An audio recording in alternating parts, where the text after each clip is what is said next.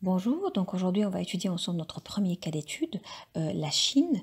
C'est un modèle de développement assez particulier. Aujourd'hui on va parler essentiellement de développement économique. Pourquoi c'est particulier? Vous allez le comprendre, parce que c'est un développement économique qui a lieu sous les auspices d'un parti communiste, qui est bien le parti communiste chinois, qui est toujours au pouvoir d'ailleurs.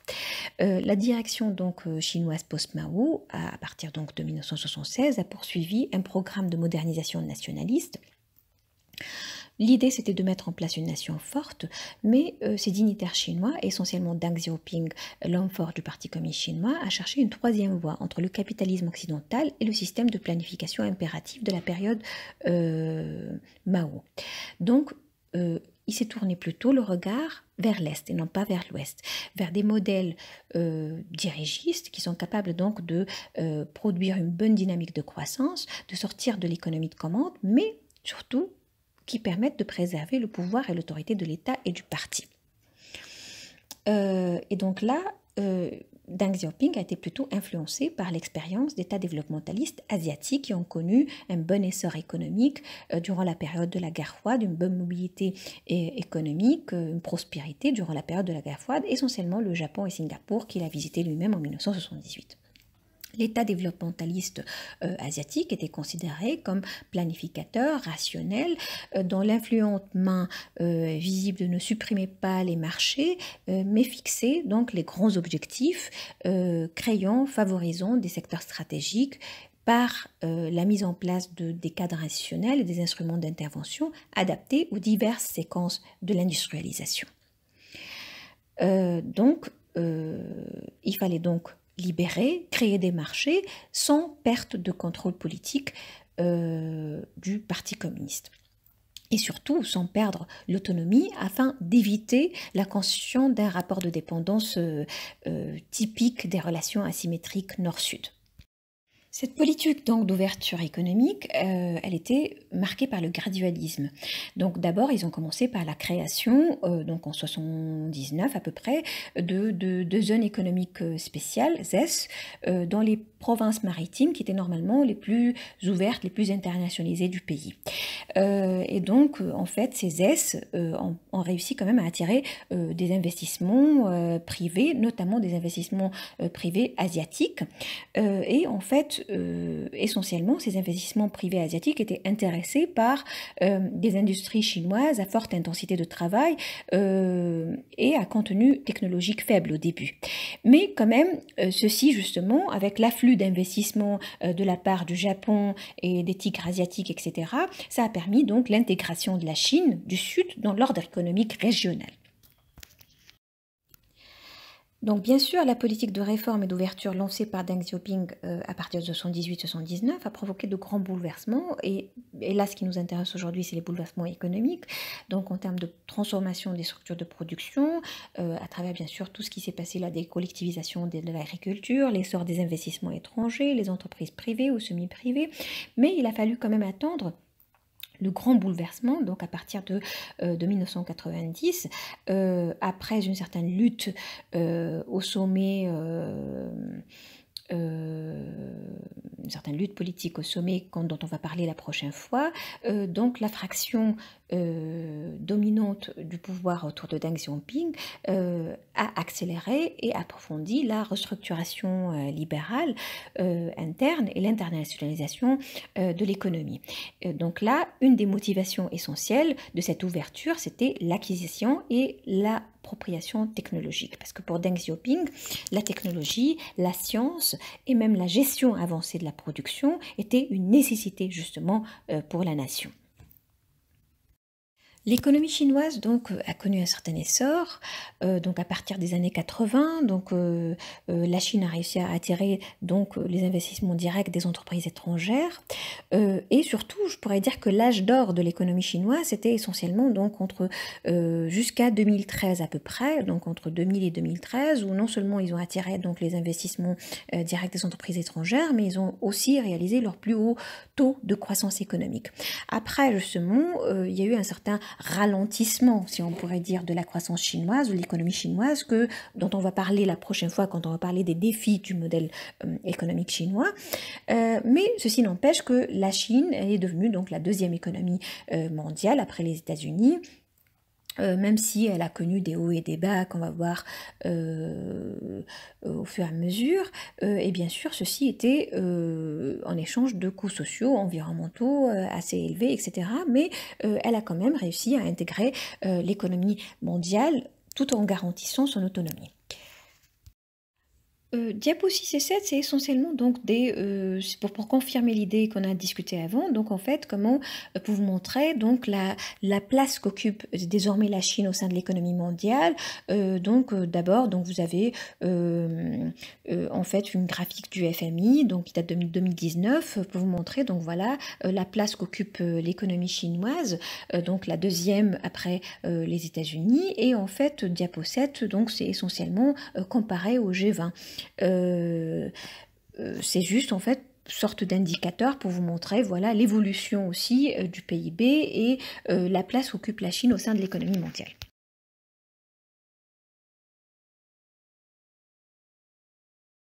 Là, essentiellement, on essaie de voir donc voilà la Chine qui occupe donc une place importante dans l'économie mondiale, dont les dignitaires, dont les dirigeants ont lancé donc des réformes économiques. Bon, il faut dire que ce sont des réformes économiques vers une certaine libéralisation économique, l'intégration donc de l'économie mondiale, une certaine économie du marché, etc. Donc une sorte de réforme économique capitaliste, si on pourrait dire comme ça. Et en fait, mais tout ça sous le contrôle toujours d'un parti communiste chinois. Donc là, ce qui fait que voilà, c'est peut-être un peu intriguant. Donc en fait, c'est ce qui nous pousse à poser la question, que reste-t-il donc de ce parti communiste chinois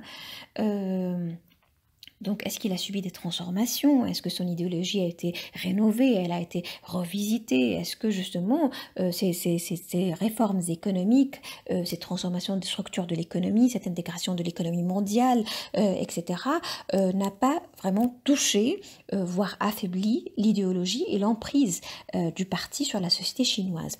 Et ça sera donc le questionnement qu'on va se poser tout de suite là. Donc là, la réponse que je vous donne, oui, les apparences sont maintenues.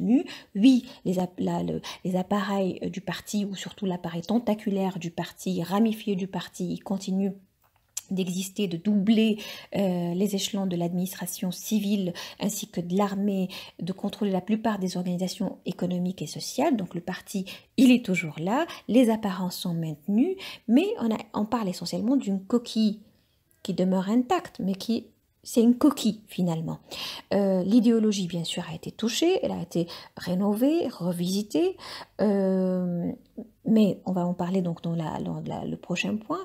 Mais pour pouvoir donc mettre en place les réformes économiques, ces changements dont on a parlé avant, et en même temps essayer de justifier ça, il fallait que les autorités chinoises procède justement à de nombreuses acrobaties, si on pourrait dire ça comme ça, théoriques et institutionnelles, qui ont, d'une façon ou d'une autre, certainement contribué à affaiblir l'emprise du Parti communiste sur la société chinoise. Là, on va voir plutôt les changements qu'a connus le Parti communiste chinois, et parmi les premiers changements, bien sûr, c'est rénover ou revisiter l'idéologie. Parce qu'officiellement, un parti communiste, donc, ou le Parti communiste chinois, en fait, avait pour guide, ou a toujours pour guide d'action, le marxisme-léninisme et la pensée de Mao. Donc normalement, si on parle de marxisme-léninisme, ça veut dire dénonciation du capitalisme, édification d'un État socialiste dirigé par l'avant-garde du prolétariat et fondé sur la propriété publique, etc. Mais avec les réformes qui ont été lancées dans les années 70 par Deng Xiaoping, il a fallu donc un peu ajuster, réaménager cette idéologie. Et Deng et ses successeurs, donc ils ont essayé de justifier ça. Ils ont dit, voilà, la Chine se situe à l'étape primaire du socialisme. Cela signifie qu'elle doit se développer avant d'espérer entrer dans la phase communiste, mais aussi qu'elle peut se permettre d'utiliser des voies et moyens qui étaient considérés hier comme hétérodoxes, donc rejetés par le passé, pour atteindre cet idéal. Et donc, ils ont parlé donc de ce qu'ils appellent la théorie de l'édification du socialisme aux couleurs de la Chine. Et en fait, il y a deux phrases ou deux formules de Deng Xiaoping qui résument un peu l'esprit. Donc en fait, la première phrase ou la première de la formule de Deng Xiaoping, c'est enrichissez-vous et laissez le parti gouverner.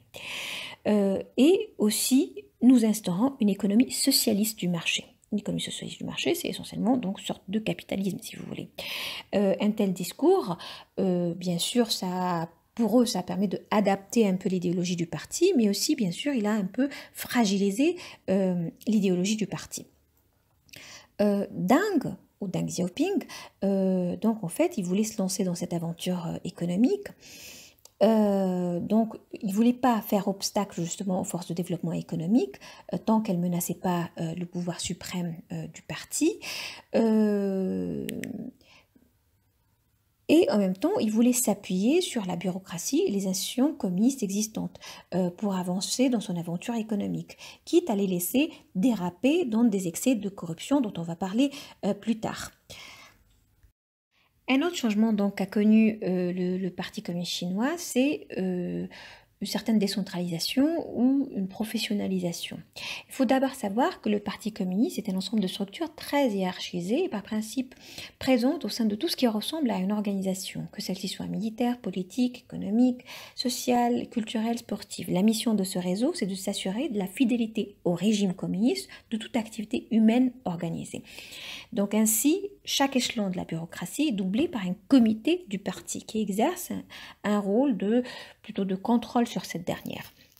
Avec la mise en place donc des réformes économiques, etc., le parti a connu une certaine décentralisation sous la forme donc d'une dissémination générale des pouvoirs, mais aussi en fait donc certaines délégations des responsabilités aux échelons inférieurs, mais aussi ça s'est passé, cette déconcentration des responsabilités administratives a eu lieu aussi au niveau horizontal, c'est-à-dire à travers une meilleure répartition des tâches entre les organisations du Parti communiste et celles de l'État, qui s'est produite donc petit à petit. Et aussi, il y a eu une professionnalisation à travers l'amélioration du niveau d'éducation en général dans le pays et des communistes, donc des membres du Parti communiste chinois. Mais attention, c'est pas parce qu'il y a eu une professionnalisation ou une certaine déconcentration administrative, etc., que quand même le parti perd le contrôle. Non, ça veut dire que justement, il faut savoir que pour les décisions importantes, elle reste le monopole de l'appareil du parti, et il faut savoir aussi que les postes de direction sont toujours réservés aux membres du Parti communiste. Ça veut dire que le parti n'a jamais remis en cause l'une de ses missions essentielles, c'est-à-dire le choix des principaux responsables, non seulement de la bureaucratie, mais aussi de l'ensemble des organisations économiques et sociales.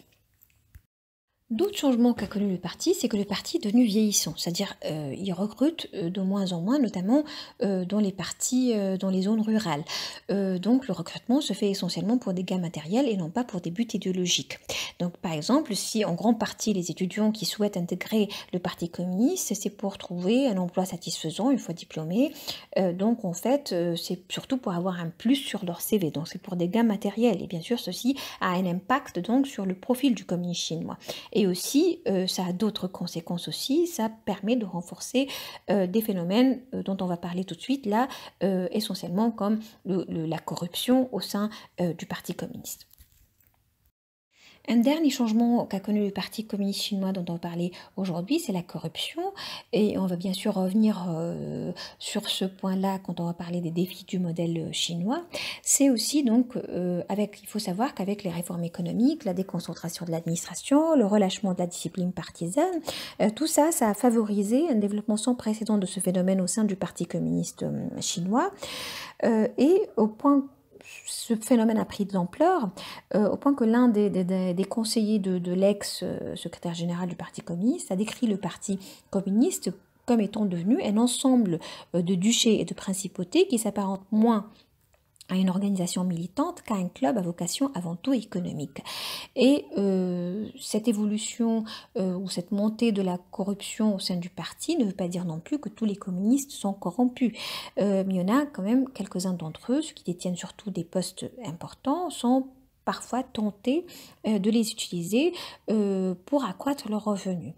Et bien sûr, l'apparition d'élite économique indépendante du parti, ainsi que l'ambiance générale d'essor économique rapide, d'enrichissement, tout ceci donc crée un environnement propice aux tentations les plus diverses. Ces tentations, elles sont vraiment diverses parce qu'elles vont du premier degré, c'est-à-dire de l'acceptation d'un pot de vin en échange de services, à la création d'entreprises privées formellement gérées par un conjoint ou un parent, etc., un membre de la famille, et ceci bien sûr est interdit par la loi, ou en fait le règlement du parti. Et aussi, il faut savoir que la nécessité pour les sociétés privées de marchander en permanence avantages et passe-droit avec la bureaucratie du parti, en fait, tout ça, toutes ces données ne peuvent que contribuer à transformer les membres et surtout les cadres supérieurs du Parti communiste en entrepreneurs privilégiés. La persistance donc de ce phénomène donc, de corruption, bien sûr, a un impact sur l'image du parti. Elle entache l'image du parti au sein de la société, au point que quelques-uns disent que le parti n'a de communiste que son nom. Pour conclure, il faut juste poser une question. Donc, qu'est-ce que est devenu le Parti communiste chinois aujourd'hui? Certes, le Parti communiste est toujours au pouvoir et les apparences idéologiques sont maintenues. Il est toujours là, le Parti communiste, en dépit des réformes économiques, en dépit de tous ces bouleversements dont on a discuté, en dépit donc de ces changements au niveau de l'idéologie, de la structure du parti, en fait, etc. Mais il est certes devenu un peu moins totalitaire, un peu plus bourgeois. Il a été, au moins pour une période de temps, miné par la corruption, même si en fait... il faut dire que la lutte contre la corruption, donc en fait c'est une des priorités du président actuel, donc on va rediscuter de ça la prochaine fois quand on va parler des défis du modèle chinois, mais en fait il faut dire que voilà, les apparences idéologiques sont maintenues, mais l'emprise idéologique du PC sur la société, elle tend à s'affaiblir, et le Parti communiste n'est plus le seul moyen de mobilité sociale en Chine. Donc le parti est devenu un peu moins totalitaire, un peu plus bourgeois. Mais la question qu'on se pose, est-ce qu'on pourrait imaginer que le Parti communiste chinois, comme il a déjà initié dans les années 70 des réformes économiques et une ouverture économique, est-ce qu'il pourrait initier aussi une certaine ouverture politique, donc accorder la démocratie à son peuple? Et ça sera donc le thème de la prochaine fois, parce que la prochaine fois, donc, on va parler plutôt du côté politique et des défis du modèle de développement chinois. Et pour le moment, donc, on s'arrête là. Et je vous remercie pour votre attention et à la semaine prochaine.